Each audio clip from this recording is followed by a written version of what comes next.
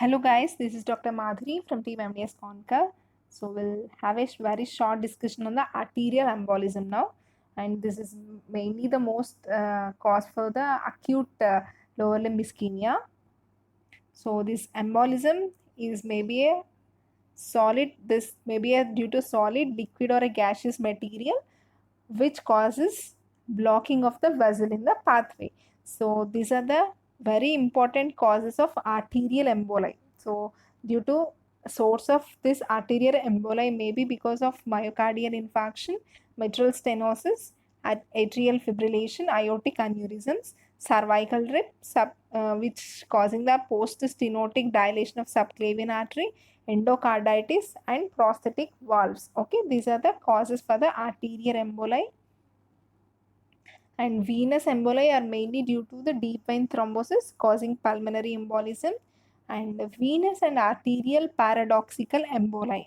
These are seen in intracardiac shunt or a intrapulmonary shunt or a AV malformations like Osler-Weber-Rendu syndrome. Okay, ASD is atrioseptal defect. Okay, it is maybe seen in intracardiac shunts or intrapulmonary shunts, and even in the vascular malformations. Then a fat embolism can be seen and a air embolism can also be seen. So these are the effects of arterial embolism. So on the brain, if there is an arterial embolism in the brain, it will block the middle cerebral artery, which leads to hemiplegia or a ischemic attack or visual disturbances. On central retinal artery, it causes the pulmonary permanent blindness.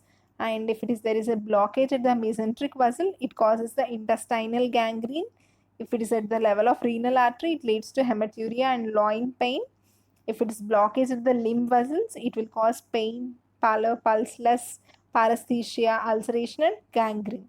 And most common site for the arterial emboli is the common femoral artery. This is a very important point. Then features of embolism includes, so actually this patients will not have the history of claudication, okay, but later may develop, and earlier history of claudication is usually absent. They will have a dramatic and rapid development of pain with numbness.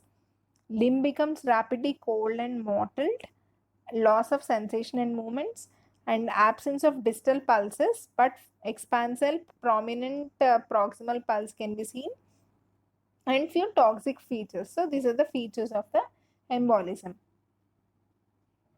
And coming to the treatment of embolism, surgical treatment, it is called as embolectomy, and these are the indications in acute embolic blockade of artery commonly seen in, and this acute embolic blockade commonly seen in the common femoral or a cranial vessels or a mesenteric vessels.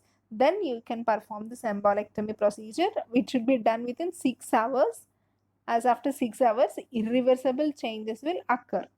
Okay, and it can be done in general anesthesia or a local anesthesia, but you remember that it should be done within the 6 hours. So this is the embolectomy technique. So this is the emboli, and the catheter used in this embolectomy is Fogarty catheter. It is very important. So this is a Fogarty catheter or a tube, and this Fogarty catheter or a tube will have a balloon. Okay, first you have to introduce this into the thrombi.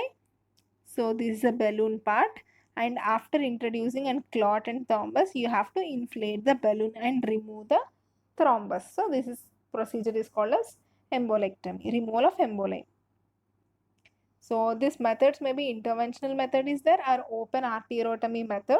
In intervention method, it's usually done with Fogarty's catheter, as we have seen in the earlier picture.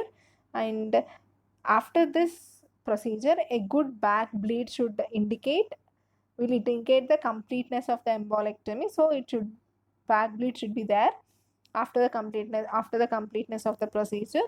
And intraoperative arteriogram is a must after the embolectomy to confirm the adequacy of the blood flow. So intra-arteriogram should be done. And open arteriotomy is done directly over the artery. I mean, you have to open the artery and following by suturing of the artery. Remove the emboli and suture the artery. This is the two methods. Then complication includes bleeding, sepsis, thrombosis, narrowing, and incomplete removal. These are the complications of embolectomy. So here you can see the Fogarty's catheter, very important, used in embolectomy. Usually it is in 80 centimeters length with 4 to 7 front size. And there is other procedure called as intraarterial thrombolysis. Okay, that means you will lyse the thrombus with the help of fibrinolysis. Okay, after passing the catheter, angiogram is done and agents are injected intraarterially through the arterial catheter so that the thrombolysis takes place. So drugs used are streptokinase. Here the lysis occurs within 48 hours, and tissue plasminogen activator, altiplase, retiplase. Here the lysis occurs in the 24 hours. These timings are very important. And the TPA pulse plus spray method, here the lysis will occur within 6 hours. So these timings are very important. And contraindications of thrombolysis: if the patient has any recent stroke or recent major surgery, recent eye surgery, or any confirmed duodenal or gastric ulcers, pregnancy, and uncontrolled hypertension or coagulation disorders, this thrombolysis is contraindicated. That's all for this video, guys. See you and happy with MDS Conquer.